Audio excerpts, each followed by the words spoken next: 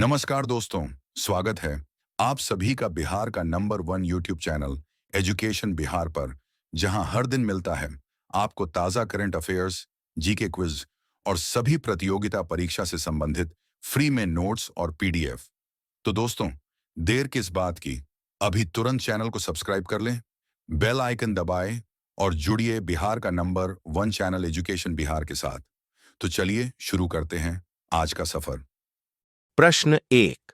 हाल ही में जम्मू कश्मीर राज्य में 624 मेगावाट का बनाया गया हाइड्रो इलेक्ट्रिक पावर प्रोजेक्ट किस नदी पर बनाया गया है? ए. झेलम, बी. चिनाब, सी. रावी, डी. व्यास। इसका सही जवाब है बी. चिनाब। इस परियोजना का नाम किरू हाइड्रो इलेक्ट्रिक प्रोजेक्ट है, जो कि जम्मू कश्मीर के किश्तवाड़ जिले में स्थित है। ये चिनाब नदी पर बनाया गया है, जो हिमाचल प्रदेश से निकलकर जम्मू कश्मीर से होकर बहती है। इसकी क्षमता 624 मेगावाट MW की है। ये परियोजना जम्मू कश्मीर की सबसे बड़ी हाइड्रो परियोजनाओं में से एक है। इस परियोजना का निर्माण Chenab valley power projects private limited CVPPPL द्वारा विकसित किया जा रहा है। इसमें भागीदार संस्थाएं NHPC लिमिटेड, जम्मू और Kashmir state power development corporation JKSPDC और पावर ट्रेडिंग कॉर्पोरेशन PTC इत्यादि शामिल है। इस परियोजना का महत्व: ये परियोजना जम्मू कश्मीर में बिजली आपूर्ति को सुदृढ़ करेगी और अतिरिक्त बिजली को राष्ट्रीय ग्रिड में भेजा जाएगा। पर्यावरणीय लाभ: यह एक स्वच्छ ऊर्जा परियोजना है जो कार्बन उत्सर्जन को कम करने में मदद करेगी। प्रश्न 2। 9 लाइन जिसे वर्ष 1947 में खींचा गया था, उस पर वर्तमान में किस देश का अधिकार है? ए. रूस, बी. भारत, सी. तिब्बत, डी. चीन। इसका सही जवाब है डी. चीन। 9 लाइन क्या है? ये दक्षिण चीन सागर में चीन द्वारा खींची गई एक काल्पनिक रेखा है, जिसके अंदर के अधिकांश हिस्से पर चीन अपना ऐतिहासिक अधिकार जताता है। इस रेखा चाय ने साल 1947 में अपने नक्शे में दर्शाया था। इसमें कुल कितनी डैश यानी रेखाएं हैं? प्रारंभ में इसे 11 लाइन कहा जाता था, जिसे बाद में घटाकर 9 लाइन कर दिया गया। इसमें चीन के अलावा वियतनाम, फिलीपींस, मलेशिया, ब्रुनाई और इंडोनेशिया भी इस क्षेत्र पर दावा करते हैं। अंतर्राष्ट्रीय निर्णय: वर्ष 2016 में permanent court of arbitration PCA, Hague, Netherland ने निर्णय दिया कि चीन का 9 लाइन पर दावा अवैध यानी इनवैलिड है। उसके बाद कुछ दिनों तक यह मामला फिलीपींस बनाम चीन के बीच चला था। क्या है इसका सामरिक महत्व? दक्षिण चीन सागर क्षेत्र में दुनिया के लगभग 30% समुद्री व्यापार मार्ग आते हैं और इसमें तेल व गैस के विशाल भंडार हैं। वर्तमान स्थिति: चीन आज भी 9 लाइन के अंदर कृत्रिम द्वीप आर्टिफिशियल आइलैंड्स बना रहा है और सैन्य ठिकाने स्थापित कर रहा है। प्रश्न 3। रवि नाइक, जिनका हाल ही में निधन हो गया, वे किस क्षेत्र से संबंध रखते थे? ए. राजनीति, बी. खेल, सी. Film, D. साहित्यकार। इसका सही जवाब है ए. राजनीति। पूरा नाम: रवि सोपनराव नाइक। राज्य: वे गोवा राज्य के प्रमुख राजनेता थे। राजनीतिक दल: प्रारंभ में उन्होंने भारतीय राष्ट्रीय कांग्रेस इंक से अपने राजनीतिक करियर की शुरुआत की थी। मुख्यमंत्री पद: रवि नाइक ने गोवा के मुख्यमंत्री चीफ मिनिस्टर ऑफ गोवा के रूप में 2 बार कार्य किया। पहली बार उन्होंने वर्ष 1991 में मुख्यमंत्री बने और दूसरी बार 1994 में। अन्य पद: उन्होंने गोवा के गृह मंत्री होम मिनिस्टर के रूप में भी कार्य किया था। विधानसभा कार्यकाल: वे कई बार पोंडा विधानसभा क्षेत्र पोंडा कॉन्स्टिट्यूएंसी से विधायक चुने गए। विशेष योगदान: उन्होंने गोवा के बुनियादी ढांचे और पर्यटन क्षेत्र के विकास में अहम भूमिका निभाई। प्रश्न 4। हाल ही में भारत को 7वीं बार मानवाधिकार परिषद का सदस्य बनाया गया है। इसमें कुल कितने सदस्य होते हैं और सदस्य कितने वर्ष के लिए चुने जाते हैं? ए. 45-05, बी. 47-03, सी. 49-02, डी. 47-03। इसका सही जवाब है डी. 47-03। संस्थान का नाम: संयुक्त राष्ट्र मानवाधिकार परिषद, United Nations human rights council. स्थापना वर्ष: 15 मार्च 2006। इसे United Nations commission on human rights के स्थान पर गठित किया गया था। इसका मुख्यालय जिनेवा, स्विट्जरलैंड में स्थित है। इसमें कुल सदस्य संख्या 47 होती है। कार्यकाल: प्रत्येक सदस्य को 3 वर्ष के लिए चुना जाता है। भारत की सदस्यता भारत को 7वीं बार के लिए 2025 में चुना गया है। भारत इससे पहले वर्ष 2006, 2007, 2011, 2014, 2017, 2021 में सदस्य रह चुका है। इसमें सदस्यों का चयन संयुक्त राष्ट्र महासभा UN जनरल असेंबली द्वारा गुप्त मतदान सीक्रेट बैलेट से किया जाता है।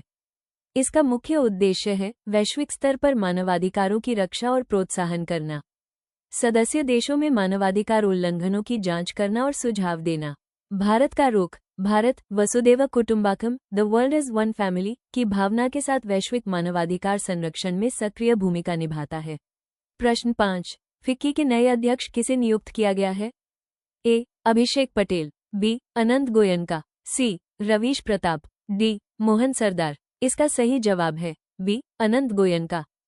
पूरा नाम अनंत गोयनका। पद FICCI federation of Indian chambers of commerce and industry के नए अध्यक्ष प्रेसिडेंट नियुक्त किए गए हैं। पूर्व अध्यक्ष हर्षवर्धन नियोटिया हद अनंत गोयनका ने ये पद संभाला। अनंत गोयनका दी इंडियन एक्सप्रेस ग्रुप के एग्जीक्यूटिव डायरेक्टर हैं। वे भारत के प्रमुख मीडिया उद्योगपतियों में से एक हैं। फिक्की की स्थापना वर्ष 1927 में की गई थी। इसके संस्थापक घनश्यामदास बिड़ला और पुरुषोत्तमदास ठाकुरदास। इसका मुख्यालय नई दिल्ली में स्थित है। फिक्की का उद्देश्य भारतीय उद्योग, व्यापार और निवेश को बढ़ावा देना, सरकार और उद्योग जगत के बीच सेतु का कार्य करना। फिक्की के प्रमुख आयोजन फिक्की फ्रेम्स, मीडिया एवं मनोरंजन उद्योग हेतु इंडिया एट 75 और अन्य आर्थिक सम्मेलन। क्या है इसका महत्व? फिक्की भारत का सबसे पुराना और सबसे बड़ा उद्योग संगठन, ओल्डेस्ट और लार्जेस्ट इंडस्ट्री चेंबर है। प्रश्न 6, विश्व का पहला virtual museum of stolen cultural objects किसके द्वारा लॉन्च किया गया है? A. FICCI, B. UNESCO, C. World Bank, D. United Nation. इसका सही जवाब है बी. यूनेस्को। लॉन्च करने वाला संगठन का नाम है UNESCO, United Nations educational, scientific and cultural organisation. इसका मुख्य उद्देश्य है चोरी या तस्करी किए गए सांस्कृतिक एवं ऐतिहासिक वस्तुओं, स्टोलन कल्चरल ऑब्जेक्ट्स की पहचान, ट्रैकिंग और पुनः प्राप्ति, रिकवरी को आसान बनाना। वर्चुअल म्यूजियम की खासियत यह एक ऑनलाइन प्लेटफॉर्म है जहां चोरी हुई या अवैध रूप से बेची गई कला और सांस्कृतिक वस्तुओं की डिजिटल जानकारी और तस्वीरें प्रदर्शित की जाती हैं। इससे कला चोरी और तस्करी पर रोक लगाने में मदद मिलेगी। यूनेस्को की स्थापना वर्ष 1945 में हुआ था। इसका मुख्यालय पेरिस, फ्रांस में स्थित है। यूनेस्को का मुख्य उद्देश्य है शिक्षा, विज्ञान, संस्कृति और संचार के माध्यम से वैश्विक शांति और सहयोग को बढ़ावा देना। भारत और यूनेस्को भारत में कई यूनेस्को विश्व धरोहर स्थल वर्ल्ड हेरिटेज साइट्स हैं, जैसे ताजमहल, हम्पी, खजुराहो, कुतुब मीनार आदि। महत्व यह म्यूजियम विश्व स्तर पर सांस्कृतिक धरोहरों की सुरक्षा के लिए एक ऐतिहासिक कदम है। ये डिजिटल हेरिटेज प्रोटेक्शन इनिशिएटिव के अंतर्गत यूनेस्को की नई डिजिटल पहल है। प्रश्न 7, हाल ही में भारत ने किस देश के साथ NROKN नामक युद्ध अभ्यास को सफलतापूर्वक संपन्न किया है? ए. Japan, B. रूस, सी. दक्षिणी कोरिया, डी. उत्तरी कोरिया। इसका सही जवाब है सी. दक्षिणी कोरिया। इस अभ्यास का नाम है NROKN एक्सरसाइज। इनका अर्थ इंडियन नेवी और ROKN का अर्थ रिपब्लिक ऑफ कोरिया नेवी, दक्षिण कोरिया नौसेना है। इस अभ्यास का मुख्य उद्देश्य है दोनों देशों की नौसेनाओं के बीच सामरिक सहयोग, नेवल कोऑपरेशन बढ़ाना, समुद्री सुरक्षा, maritime security, anti piracy operations और सर्च और रेस्क्यू ऑपरेशंस में तालमेल विकसित करना। स्थान यह अभ्यास दक्षिण चीन सागर, साउथ चाइना सी और पूर्वी हिंद महासागर, ईस्टर्न इंडियन ओशन क्षेत्र में संपन्न हुआ। प्रश्न 8, हेनले पासपोर्ट इंडेक्स 2025 में भारत का स्थान कौन सा है? ए. 80, बी. 47, सी. 85, डी. 81। इसका सही जवाब है सी. 85। सूचकांक का नाम हेनली पासपोर्ट इंडेक्स 2025 इसे हेनली और पार्टनर्स नामक वैश्विक नागरिकता और निवास परामर्श कंपनी के द्वारा जारी किया जाता है। भारत की रैंक वर्ष 2025 में भारत का स्थान 85वां रहा है और वर्ष 2024 में भारत की रैंक 85वीं ही थी, यानी इस वर्ष कोई विशेष सुधार नहीं हुआ है। भारत का पासपोर्ट स्कोर भारतीय पासपोर्ट धारक 62 देशों में वीजा फ्री या visa on arrival, visa free, visa on arrival सुविधा प्राप्त कर सकते हैं। शीर्ष देश top ranking countries in 2025 France, Germany, Spain, Italy, उंगली और इशारा इन देशों के पासपोर्ट धारक 194 देशों में वीजा फ्री यात्रा कर सकते हैं। निचले स्थान पर देश अफगानिस्तान, सीरिया, इराक, नेपाल आदि देश सबसे निचले स्थान पर हैं। सूचकांक का आधार, किसी देश के पासपोर्ट से धारक कितने देशों में बिना वीजा या ऑन अराइवल वीजा के यात्रा कर सकता है, इस पर यह रैंकिंग आधारित होती है। अन्य प्रमुख देश, जापान अब पहले स्थान पर नहीं रहा, 2024 तक शीर्ष पर रहा था। सिंगापुर शीर्ष 5 में बना हुआ है। अमेरिका 8वें स्थान पर, चीन लगभग 64वें स्थान पर। महत्व, ये सूचकांक किसी देश की वैश्विक गतिशीलता, ग्लोबल मोबिलिटी और राजनयिक संबंधों, डिप्लोमैटिक रिलेशंस को दर्शाता है। प्रश्न 9, भारत के किस शहर में गूगल द्वारा गीगावाट स्केल एआई हब बनाया जा रहा है? ए. नागपुर, बी. पुणे, सी. बेंगलुरु, डी. विशाखापत्तनम। इसका सही जवाब है डी. विशाखापत्तनम। एआई हब परियोजना का उद्देश्य भारत में कृत्रिम बुद्धिमत्ता, आर्टिफिशियल इंटेलिजेंस के क्षेत्र में अनुसंधान, नवाचार और डेटा प्रोसेसिंग को बढ़ावा देना।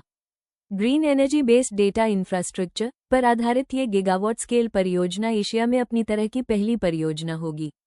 स्थान, विशाखापत्तनम, आंध्र प्रदेश। ये स्थान इसलिए चुना गया क्योंकि यहाँ पर्याप्त ग्रीन एनर्जी स्रोत, विंड और सोलर पावर और समुद्री केबल कनेक्टिविटी उपलब्ध है।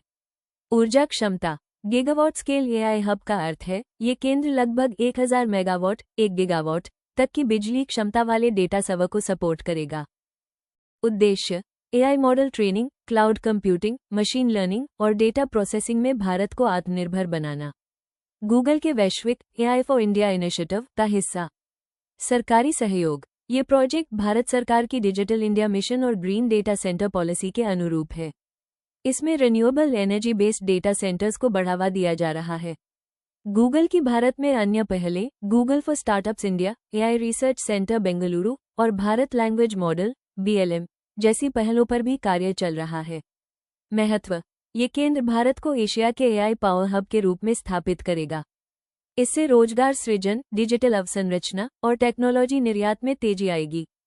प्रश्न 10, भारतीय कंपनी हिंदुस्तान शिपयार्ड लिमिटेड ने हाल ही में कौन सा दर्जा हासिल किया है? ए. रत्न, बी. नवरत्न, सी. मिनीरत्न, डी. महारत्न। इसका सही जवाब है सी. मिनीरत्न। कंपनी का नाम, Hindustan shipyard limited. Hindustan shipyard limited HSL। नया दर्जा, कंपनी को हाल ही में मिनीरत्न श्रेणी का दर्जा प्रदान किया गया है। हिंदुस्तान शिपयार्ड लिमिटेड की स्थापना वर्ष 1941 में किया गया था। ये भारत का सबसे पुराना शिप बिल्डिंग यार्ड है।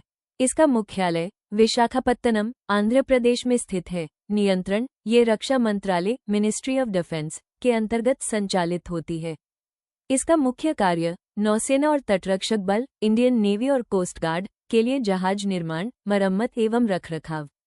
हाल के वर्षों में सबमरीन रिफिटिंग और वॉरशिप कंस्ट्रक्शन में भी शामिल।